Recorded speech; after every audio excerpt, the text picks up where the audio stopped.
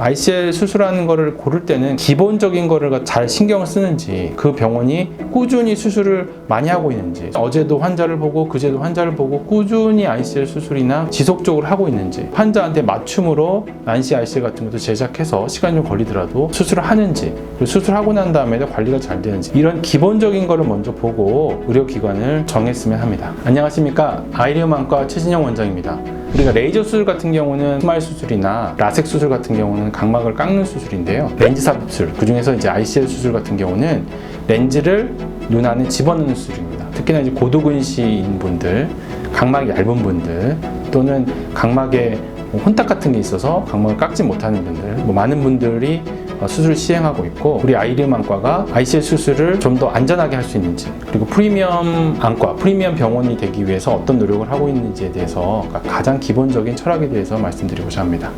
ICL 수술을 할 때 가장 중요한 게 의사의 술기겠죠. 의사의 술기가 결국 수술을 많이 하는 건데, 옛날에 많이 했는데 최근에는 별로 안 하고, 또는 갑자기 어떨 때 많이 하고 어떨 때 적게 하고, 그런 것보다는 정말 꾸준히 수술을 계속하는 게 중요하다고 생각합니다. 저 같은 경우는 10년 전부터 ICL 수술을 하고 있고, 최근 한 2, 3년 정도부터는 레이저 수술을 안 하고 ICL 수술만 거의 하고 있는데요. ICL 수술을 꾸준히 일정한 숫자를 갖다가 하는 이유 중에 가장 큰 거는 골절 수술, 레이저 수술 같은 경우는 아무래도 겨울방학 때 또는 여름방학 때 이때 수술이 좀 많고요. 다른 때는 조금 수술이 적어지고 이런 경우가 있는데, 아이리움안과에서는 수술 한 타임에 또 하루에 한 의사당 할 수 있는 수술을 제한을 하기 때문에 수술의 퀄리티를 조절하는 거죠. 근시만 잡는 일반 ICL하고 난시도 잡는 토릭 ICL이 있는데요. 보통 고도근시인 분들이 난시가 없는 분보다는 있는 분들이 많습니다. 토릭 ICL 비율이 일반 ICL보다는 저는 더 많은데요. 그 환자분한테 맞는 크기나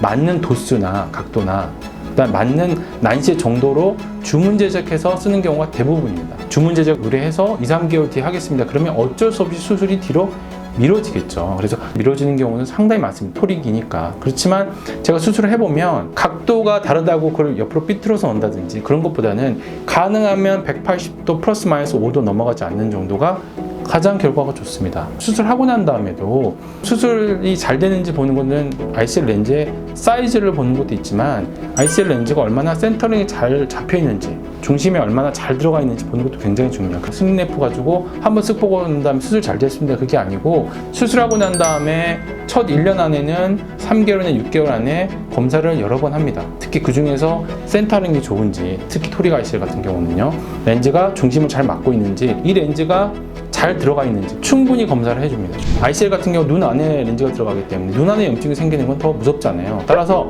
감염에 대해서 더 조심하고 철저할 수밖에 없습니다. 양안을 동시에 하는 게 아니고 한쪽 눈씩 하는 거고, 그리고 또 그 당일날 그 눈 수술하는 거를 경과를 보는 것보다 다음날 보는 게 아무래도 정확합니다. 조금이라도 안 좋다 싶으면은 반대쪽 눈을 바로 하는 게 아니고 늦춰서 한다든지 그렇게 해서 대응을 하고 있고요. 수술을 잘한다고 해서 감염이 생기지 않는 건 아니거든요.